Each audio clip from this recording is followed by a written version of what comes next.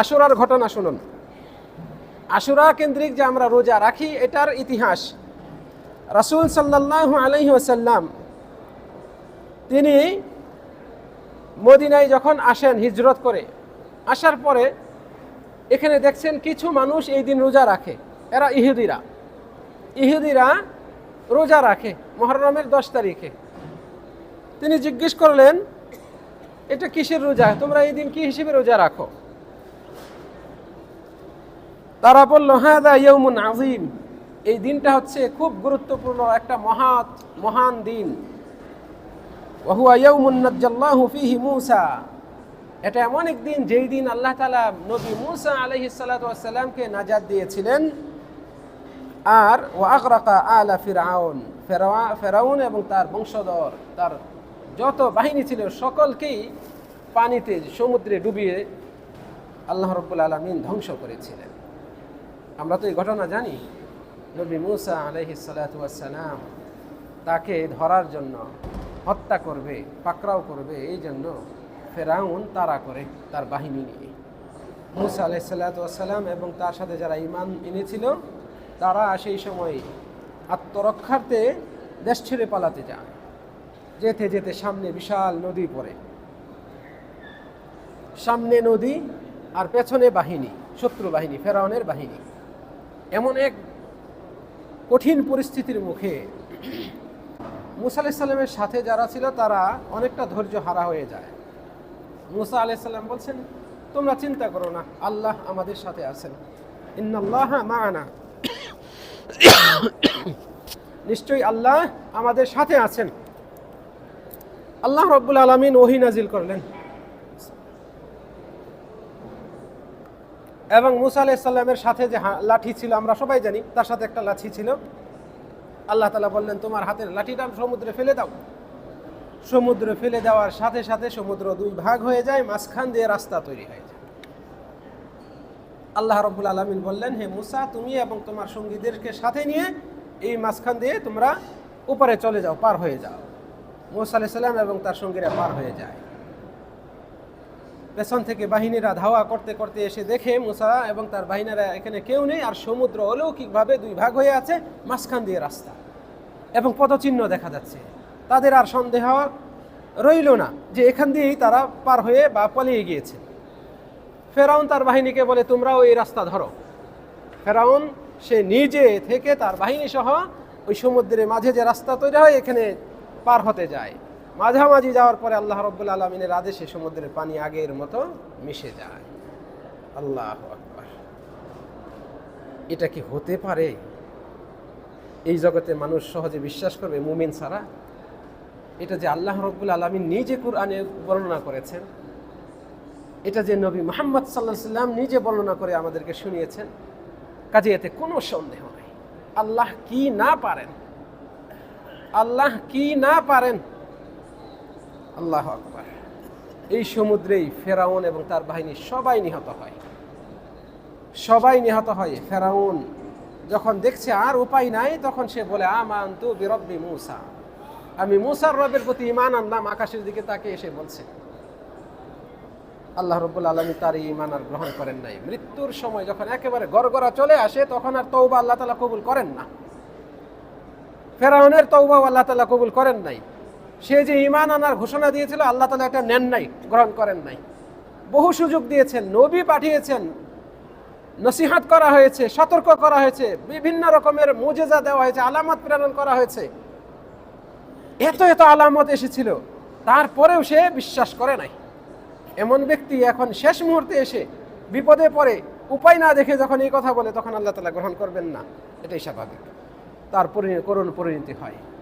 এই যে মূসা আলাইহিস সালামকে এত বিপদ থেকে এবং তার উম্মত বনি ইসরাইলকে এত বিপদ থেকে উদ্ধার করলেন, আর সবচেয়ে সেই যুগের সবচেয়ে বড় ফেরাউন, বড় দাজ্জাল, বড় শয়তান, বড় আল্লাহর শত্রু, নবীদের শত্রু, মানবতার শত্রু, জগতের শত্রু, তাকে আল্লাহ রাব্বুল আলামিন এবং তার সহযোগীদেরকে ধ্বংস করলেন। এটা প্রকৃতপক্ষে মুমিন মুসলিমদের, যারা আল্লাহর প্রতি ঈমান রাখে, তাদের জন্য এটা শুকরিয়া আদায়ের বিষয়। তো সেই সময় ধর্মপ্রাণ ইহুদিরা এই কারণে রোজা রাখত। আল্লাহর শুকরিয়া আদায় স্বরূপ তারা এই কথাটা বললেন। মদিনার ইহুদিরা বললেন এই ঘটনা রাসূলুল্লাহ সাল্লাল্লাহু আলাইহি সাল্লামকে তারা খবর দিচ্ছেন, ফাসামা মূসা শুকরান লিল্লাহ।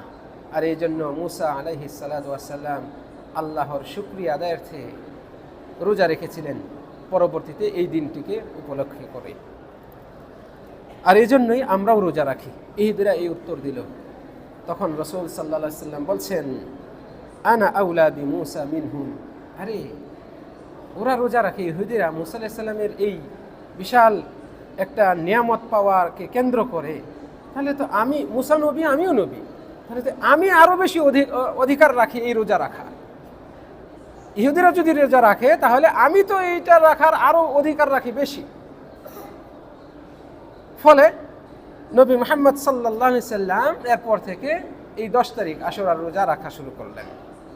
আর ও আমারা বিসিয়ামিহি, তিনি সাহাবীদেরকেও মুসলমানদেরকেও আদেশ করলেন তারাও যেন এই 10 তারিখে আশুরার রোজা রাখে। আশুরা হচ্ছে আশারা শব্দ থেকে, আরবিতে আশারা মানে 10। আমরা খামসা বলি না, খামসা মানে এই যে 5 আঙ্গুলে তো খামসা মারা হয়।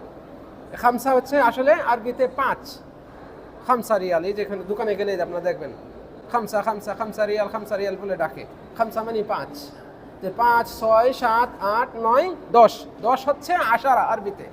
এই আশারা থেকে আশুরা মানে মুহররম মাসের 10ম তারিখ, এই হিসেবে আরবিতে আশুরা। আর আশুরা এই মুহররমের 10 তারিখের রোজাকেই আশুরা বলা হয়, আশুরার রোজা বলা হয়। তো রাসূল সাল্লাল্লাহু আলাইহি ওয়াসাল্লাম নিজে রোজা রাখলেন, সাহাবীদেরকেও রোজা রাখতে আদেশ করলেন, উদ্বুদ্ধ করলেন। পরবর্তীতে রাসূলুল্লাহ সাল্লাল্লাহু আলাইহি ওয়াসাল্লাম তিনি যে শরীয়ত নিয়ে এসেছেন, এই শরীয়তের একটা নীতি হচ্ছে ইহুদিদের খেলাফ করা। মানে কোনোভাবেই ইহুদিরা এত নিকৃষ্ট জাতি, তাদের সাথে যেন মুসলমানদের মানে হৃদ্যতা না থাকে, তাদের কৃষ্টি কালচারের সাথে যেন মুসলমানদের কোনো কৃষ্টি কালচার না মিলে যায়। এই জন্য ইহুদিরা দাড়ি রাখে না, মুসলিমদেরকে দাড়ি রাখতে রাসূলুল্লাহ নিষেধ করেছেন, আদেশ করেছেন। রাসূলুল্লাহ বলছেন, তোমরা দাড়ি রাখো, ওয়াফুল লুহা, তোমরা দাড়ি ছেড়ে দাও, ওয়াখালিফুল ইয়াহুদ, ইহুদিদের বিরোধিতা করো। এইভাবে আরো বহু বিষয়ে রাসূল সাল্লাল্লাহু আলাইহি ওয়াসাল্লাম ইহুদিদের বিরোধিতা করতে বলেছেন। ফলে রাসূল সাল্লাল্লাহু আলাইহি ওয়াসাল্লাম তিনি সাথে সাথেই এই আশাবাদ ব্যক্ত করে বলছেন, লা ইন বাকিতু, যদি আমি বেঁচে থাকি সামনের বছর, আগামী বছর, ইলা কাবিলিন মানে আগামী বছর আমি যদি বেঁচে থাকি, লা আসুমান্না তাসি' ওয়াল আশির, তাহলে আমি অবশ্যই 9 তারিখ আর 10 তারিখ এই 2 দিন রোজা রাখবো। তাহলে আশুরার মূল 10 তারিখ এই দিন তো রাখবই, ওদের খেলাফ করণার্থে সামনের আগের দিন 9 তারিখেও আমরা রোজা রাখবো। সম্মানিত দিনী ভাইয়েরা, তাহলে এই ক্ষেত্রে একেবারে পরিপূর্ণ সুন্নত হচ্ছে আশুরার রোজা হিসেবে এই উম্মত 9 তারিখ এবং 10 তারিখ এই 2টা রোজা রাখবে। যদি 9 তারিখ ছুটে যায়, 10 তারিখ যেন না ছুটে।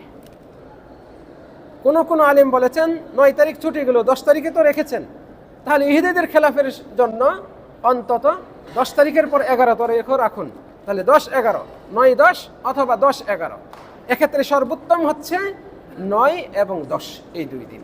আজকের রাত, এই 9 তারিখের রাত, আজকে আপনারা সাহরি খান, যারা সুস্থ আছেন, যারা অধিক কল্যাণ পাওয়ার আশা রাখেন, যে মদিনায় নবী মুহাম্মদ সাল্লাল্লাহু আলাইহি সাল্লাম এসে এই রোজা রেখেছেন, এই রোজা রাখার প্রবণতা এবং প্রচলন, রীতি, সুন্নত জারি করেছেন, সেই মদিনায় আপনি অবস্থান করছেন। এটা কিন্তু আপনার একটা বড় পাওনা, আল্লাহর কাছ থেকে আপনি পাচ্ছেন সুযোগটা। এটাকে আপনি গ্রহণ করেন, এটাকে আপনি মূল্যায়ন করেন। সম্মানিত দিনী ভাইয়েরা, তারপরে পরের দিন শনিবার, আগামী শনিবার, এই দিন 10 তারিখ, এই দিনে আমরা রাখব। যদি কারো পক্ষে আগামীকালকে রাখা সম্ভব না হয়, তাহলে 10 তারিখ আমরা রাখলাম। 10 তারিখের সাথে 11 তারিখ মিলিয়ে রাখলে ভালো ইনশাআল্লাহ। এর ফজিলত কি? আমরা কি শুধু এই জন্যই রাখবো? আল্লাহর রাসূল সাল্লাল্লাহু আলাইহি ওয়াসাল্লাম আমাদেরকে আরও সুসংবাদ দিয়েছেন। তিনি বলছেন, আবু কাতাদা রাদিয়াল্লাহু আনহু হতে বর্ণিত, একজন ব্যক্তি রাসূল সাল্লাল্লাহু আলাইহি সাল্লামকে এসে জিজ্ঞেস করছেন আশুরার রোজা সম্পর্কে। আমরা আশুরার রোজা রাখবো, আর কি ফজিলত, কি আছে, এর বেনিফিট কি? যেহেতু জিজ্ঞেস করছেন সাহাবী, রাসূল সাল্লাল্লাহু আলাইহি ওয়াসাল্লাম তার জবাবে বলছেন, ইন্নী আহতাসিবু, নিশ্চয়ই আমি আশা করছি। রাসূল সাল্লাল্লাহু আলাইহি ওয়াসাল্লাম এভাবে উত্তর দিচ্ছেন ওই সাহাবীকে, ইন্নী আহতাসিবু, আমি আশা করছি, আলাল্লাহ, আল্লাহর কাছে, আন ইউকাফিরাস সানাহ আল্লাতী ক্বাবলাহু, গত এক বছরের গুনাহগুলো তিনি মাফ করে দিবেন। আমি আশা করছি আল্লাহর কাছে যে এই আশুরার রোজার বিনিময়ে আল্লাহ তাআলা বিগত এক বছরের গুনাহ ক্ষমা করে দিবেন। সুবহানাল্লাহ।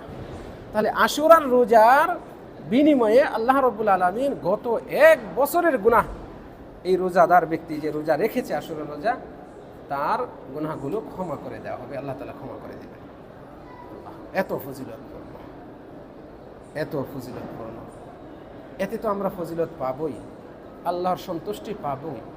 আমরা যে আল্লাহর প্রতি, আল্লাহ যে দয়ালু, তার দয়া পেয়ে যে আমরা তার প্রতি শুকরিয়া আদায় করে কৃতজ্ঞ থাকি, এটাও জাহির হয়, প্রকাশ পায়।